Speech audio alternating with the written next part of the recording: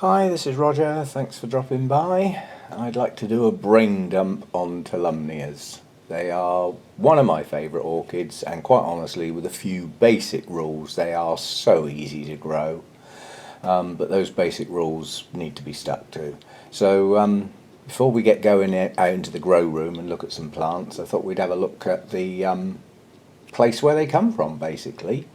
And I think the thing that you'll take away from looking at that map is the sheer amount of blue. The blue stuff is called the ocean, and all those little other bits is the land. So straight away you can see that these are mainly island inhabitants, and the main thing you get on islands in that area is some good weather, some bright sunshine, and humidity, and sea breezes. Breezes being another optimum word. So basically Tolumnias are found in many of these places on this map, right from the southern part of the United States down through Mexico and round through to Venezuela.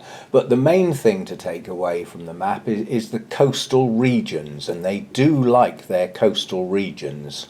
Now, within some of those islands there is elevation, there is height, and some of them do grow up the mountainsides a bit. So some of them are cooler growing than some others, but most of them are found around and near the coasts.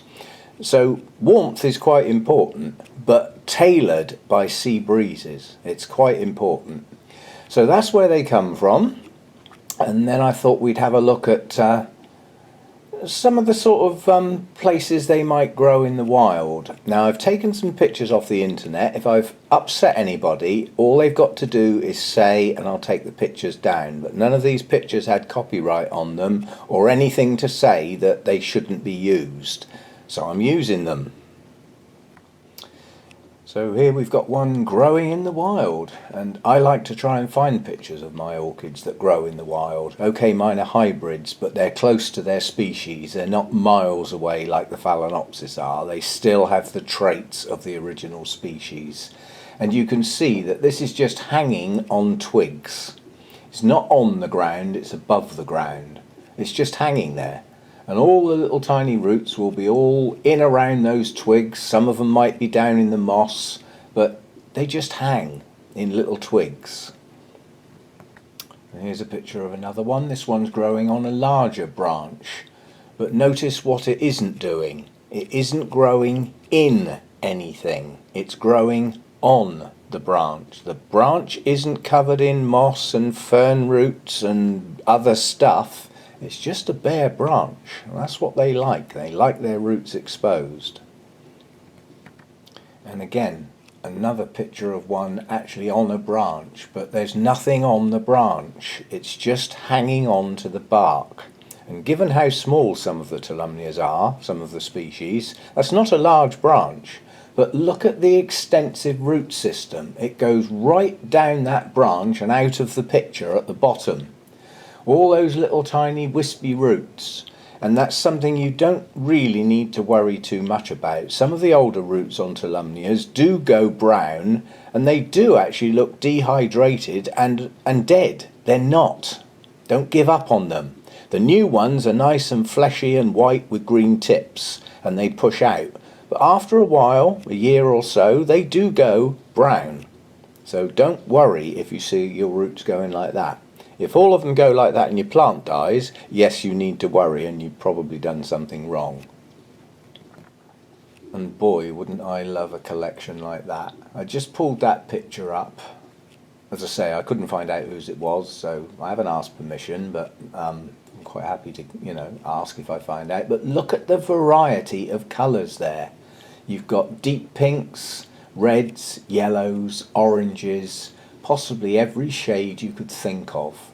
Now, I know the blooms aren't enormous, but a lot of the Tolumnias make up for it in the sheer weight of numbers. And once you get a good plant established and it's pushing out 3, maybe even 4 new fans a year, and each one of those is going to put up 1 or 2 spikes, you can get mass bloomings. Once they get established and they're happy, they put out more than 1 spike at a time. Although most of the ones you tend to see for sale have 1 spike on. most of the ones I've bought either had no spikes or one spike. Okay, and before we go out and have a look at some plants and discuss them in more detail, these are some stills of ones that have actually bloomed for me, and unfortunately there's two missing because I just can't find the pictures. I know they've bloomed for me, it's in my notes, but I can't find the pictures. Anyway, that first one, that looks rather a dull one, quite honestly, but in reality it's not. Cameras often don't take the best pictures. This next one, this is one of the colour changes. This opens a very deep pink and then it fades to a paler pink. The red and the white on it stay the same. It's the pink that changes its tinge. And then this next one, the camera definitely doesn't do justice. This is Pink Brush, and that does open a lovely pink and then it fades to almost white over a period of time. So colour changer. Next one, Oriental Pear, that's actually out at the moment, out in the grow room. We'll see that one in a minute. One of my favourites, just simply because of the depth of colour. The yellow and the deep red is vibrant, really outstanding colours. And at the moment, my all-time favourite is Peach. Tolumnia Peach is just golden autumn colours. It's a smashing blend of colours. Absolutely gorgeous. Okay, let's go and have a look at some plants and have a look at some roots and some of the growth patterns and things like that. Okay, I've got an assortment down to have a look at, and we'll have a look at each one in turn and just have a chat about them. We'll start at this end. You'll have to put up the circulating fans. I've turned the big extractor off, that's all that's going off. It's warm in here today.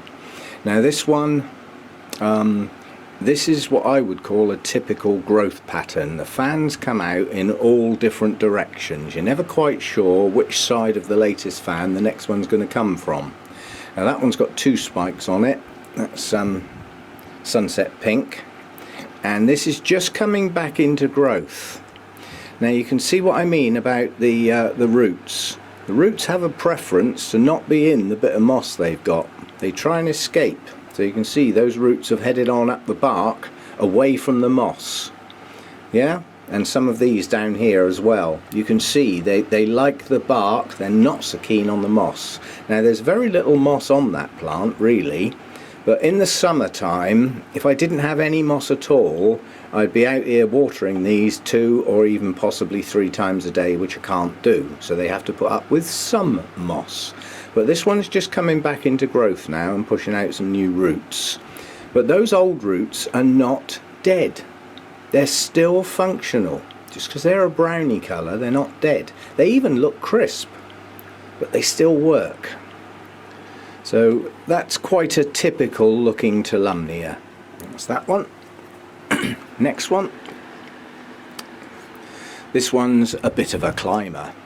This one's definitely trying to escape. This is Tolumnia Peach. It's in spike at the moment and it's one of my favourite blooms. So they leave the old fans behind and push new fans out. And this one is trying to escape, literally. The latest 2 growths on there are quite a long way away from the bark. It has a preference for its roots to not be in that moss. It's climbing all over the bark. That's what they like to do. You can see it doing it. Yeah, if it preferred the moss, then all those roots would be heading straight for the moss, but they're not. They're moving away from it. That's a good root system on that one, very good, but I have to make sure that those aerial roots get a good watering, and I'll water one in a minute just to show you what I do. Here's a little one. Again, this one's just coming back into growth now. Now, totally different type of looking Tolumnia. This one's a thick, chunky one. It's almost a succulent. You know, if you look at the size and structure of those leaves, they're substantial. And this latest growth is a much better growth than the previous one, the one when I got it. It was a very young plant when I got it. Again, roots on the bark. That's what it likes. Either aerial, you can see even the ones that have pushed down through that moss, they've escaped out the bottom of it, trying to find some bare bark to be on. That's what they like to do. That one is Jarak Flyer Black Magic, if it ever blooms. I forget which ones I've lost the pictures for. It's a nuisance. And then this one is again just about starting to push some new roots out. Sometimes the roots precede the new fans, sometimes they grow at the same time, and sometimes they grow after the fans start getting quite large. So, you know, these were once classed as oncidiums. This is Big Bang, and you can see again some of those roots have headed round the back to get away from the moss. They're heading up the bark, yeah, down through the bark. Nice little plant, that one. I like that one. That's quite a typical looking Tolumnia. There's a couple of new fans just starting on that one. Let's have a look at this one. This is my only species at the moment, and quite honestly this always looks dehydrated, but it isn't. That's how it is. Yeah, it's pushed out quite a few new new roots lately, and look at the root system on the bark. Yeah, you can tell that's how it likes to be. That moss has hardly got any roots in it.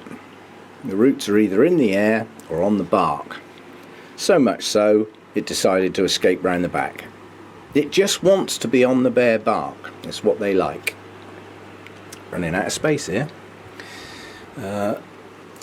This one has got a purple tinge. I would suggest that this particular hybrid, which is Popoki Mitsu, again, roots around the back. The roots have escaped. They've got away.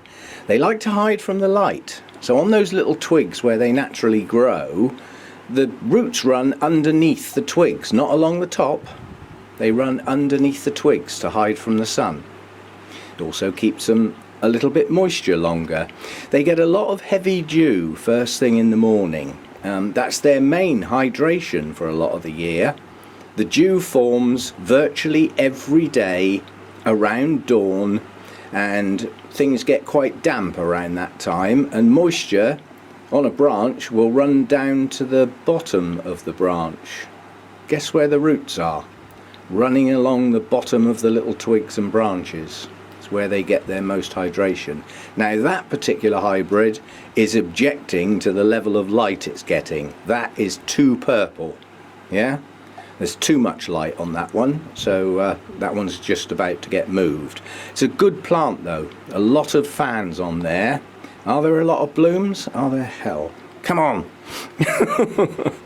But when that does bloom, it should be a good one. Okay, the two that are actually out in bloom at the moment, these can bloom on very young plants. This is a single fan with a very poor root system. I'm hoping the next fan that it puts up will have a better root system. But it's still capable of blooming. This is Tolumnia Fantastic, this one. And isn't it? Let's get it in a bit of sunshine there. Isn't it fantastic? There's combinations of colours there. Deep red, maroon I would say, with white edges on those top parts. You've got the bright yellow near the centre, and then you've got a much brighter red surrounded by pink. Smashing. And then this one here is the other one out in flower. Certainly my favourite bloom at the moment, until Tolumnia Peach comes out anyway. It's on its way, give it chance. Yeah, so another one, quite a typical growth pattern, fans pushing out in all directions, trying to form a little bush. Not the best of root systems if you took it at face value. Yeah? Because a lot of those roots look dead. Well, they're not. They're still functional. They're still on the go. Okay, so that's some sample plants. Various sizes, different size fans, slightly different methodologies of growth. Now remember that these were once classed as oncidiums. They were called equitant oncidiums, and most people say they got that nickname from the fact that if you turn them upside down they look like the shape of people's legs sat on a horse. But I've also read another theory, And it relates to the fact that if you view the leaves, they're triangular. Yeah? Their cross section is triangular. If you cut through one and look at the cross section, it's like a triangle, so the sides are equal. So maybe that's another way of looking at it. But yeah, so Tolumnias. I'll just show you how I water them, but I'll have to set that up first. I'll put the camera down. Okay, let's see if I can hold the camera with my left hand without it wobbling all over the place. All I do to water my Tolumnias is that. And I don't care if it goes on the plant, I don't care if it goes down in the leaf joints, my circulating fans are going to dry that plant off within about an hour. So I just make sure the bark and the roots are soaked. And I mean soaked. None of this dribbling, no little tiny sprayers. The plant is now wet. Yep, the bark's wet, the roots are wet, some of the plant's wet, but it's wet. Yeah, so that is its watering. That ought to be done in the morning. In the winter, absolutely in the morning, to give it a chance to dry off, especially if your temperatures are going to drop down at night. Yeah, try and go into the lower temperatures with a dry plant. Okay, now in the winter time, when we've only got 8-9 hour day lengths, plant doesn't get long enough to use its water up like it would in the summertime, and it hasn't got the temperatures there day or night. So I tend to water about every third day, and it takes a day for them to start to dry off, and then they go a couple of days. They're not growing much that time of year, so they don't need as much water, and that's what they get.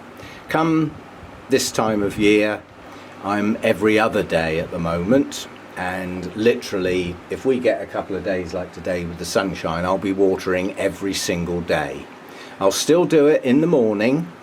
The mornings are getting earlier and earlier now, so that time of day will get earlier, gives them plenty of time to dry off, and with my circulating fans whizzing away here, they dry off, so I don't have to worry about the plant getting wet. So I give them a good soak. Now, as far as feeding is concerned, a lot of these plants are growing in quite exposed areas, often in full sun, on shrubs, you know, quite low down near the ground. So what haven't they got above them a lot of the time? Trees and stuff. So the moisture they get from the dew has got virtually no nutrients in it. These do not need a lot of feed. And even the ones that have got trees above them, they don't get rained on all the time. They get a lot of their moisture from this morning dew, the effect of being near the coast, and you know that's just the dew point that actually happens with the drop of temperature around dawn. It just happens. Yeah, so I don't give them a lot of food. During their real active growing season, with roots pushing out all over the place, I would feed at a low level every other watering. So every other watering they're getting a flush with pure RO water. The next watering they'll get a low level feed. Yeah. If a plant is particularly vigorous, it could go 2 feeds and a flush. I wouldn't go 3, they don't need it.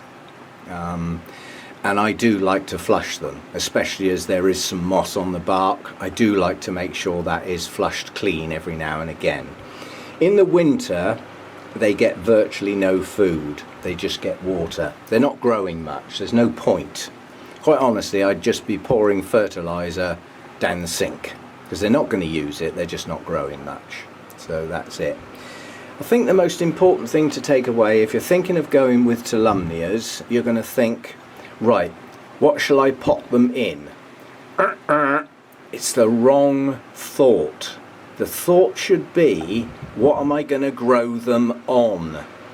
You can see they don't like to be in anything. They like to be on things. What you choose to grow them on has an awful lot of variety in there. I've seen them growing on tiny little terracotta pots. There's nothing in the pot, You just stick the plant in, the roots attach to the pot and come out the hole in the bottom, and they just attach to the pot. I've seen them growing in open mesh baskets, again, with nothing in there. I've seen them growing in both of those cases with a couple of lumps of charcoal or a couple of lumps of lava rock. You can even use broken pieces of terracotta pots. But the main thing to think of them is that they grow on things, they don't grow in stuff. So they like their roots exposed. And they like quite high light levels, but as you can see, I've pushed me luck with one of them.